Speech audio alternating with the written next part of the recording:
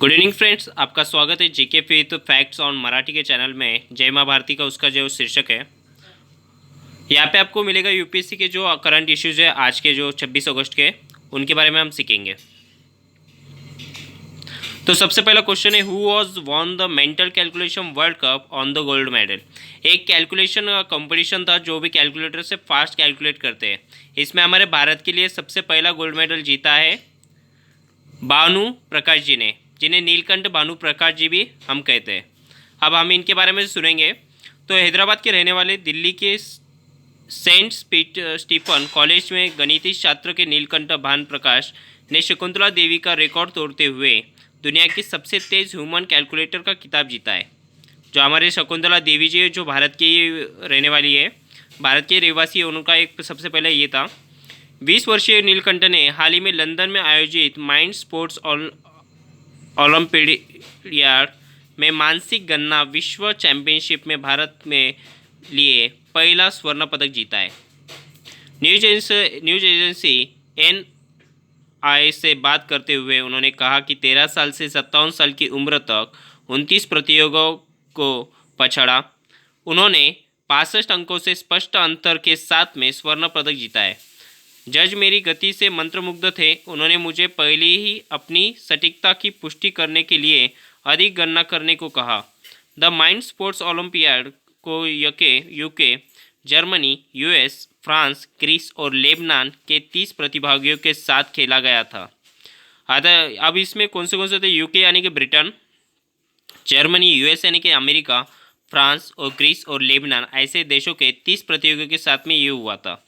नीलकंठ ने आगे कहा कि मेरे नाम दुनिया के सबसे तेज़ मानव कैलकुलेटर होने के लिए 4 विश्व रिकॉर्ड और 50 लिंक का रिकॉर्ड दर्ज है। ये था नीलकंठ भानु प्रकाश जी का बायोग्राफी, एक छोटी सी। सेकेंड क्वेश्चन है, who was the created of world record to take 600 wickets on test match. ये जो रिकॉर्ड हुआ है, जिसमें अभी हाल ही में इंग्लैंड के जेम्स एंडरसन, इन्होंने 600 विकेट लेने का वर्ल्ड रिकॉर्ड किया है और ये इंग्लैंड के रहवासी है। अभी तीसरा क्वेश्चन है, how long the AFSPI been extended in Assam. जो AFSPI अधिनियम है वो असम में कितने महीनों तक के लिए एक्सटेंड कर दिया गया है? तो ये 6 महीने तक के एक्सटेंड कर दिया गया है। AFSPI है क्या जो असम में एक्सटेंडेड कर दिया गया है? तो हम इसके बारे में देखेंगे।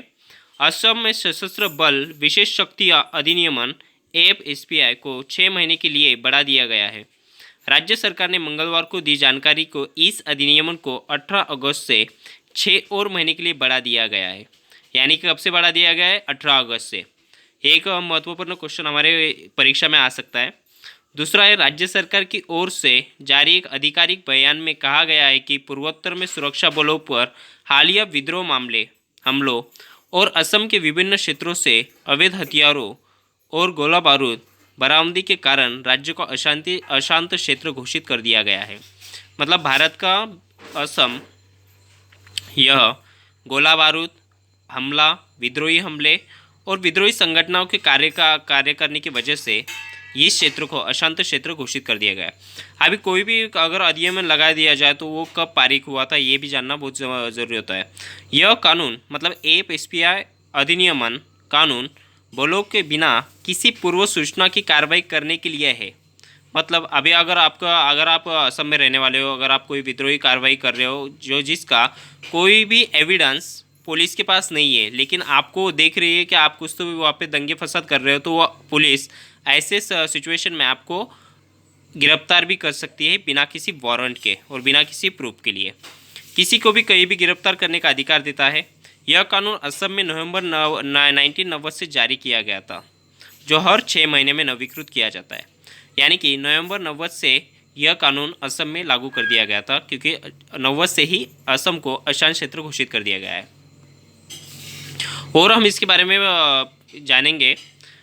AFSPI यानी कि सशस्त्र सेना विशेषाधिकार कानून है क्या? तो सशस्त्र सेना विशेषाधिकार कानून उपद्रवग्रस्त पूर्वोत्तर में सेना को कार्रवाई के लिए मदद के लिए 11 सितंबर 1958 को पारित किया गया था। यानी कि कब पारित किया गया था? 11 सितंबर 1958 को। और जब 1989 के पास जम्मू कश्मीर में आतंकवादी संगठन बढ़ने लगी तो 1990 में इसे वहाँ भी लागू कर दिया गया था।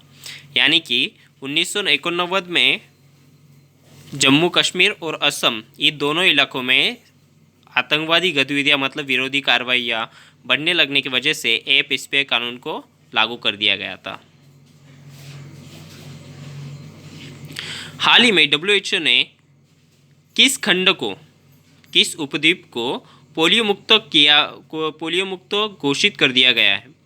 तो अफ्रीका खंड। विनय टोसी जी SBI म्यूचुअल फंड के MD CEO के पद पर नियुक्त कर दिए गए हैं।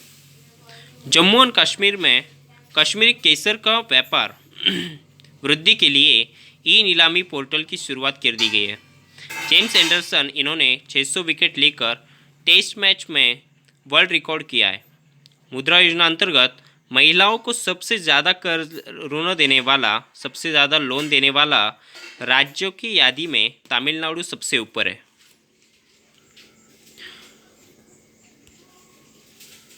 रूस इस देश के होने वाले 2020 international military and technical forum में पवेलियन उद्घाटन इंडिया करेगा।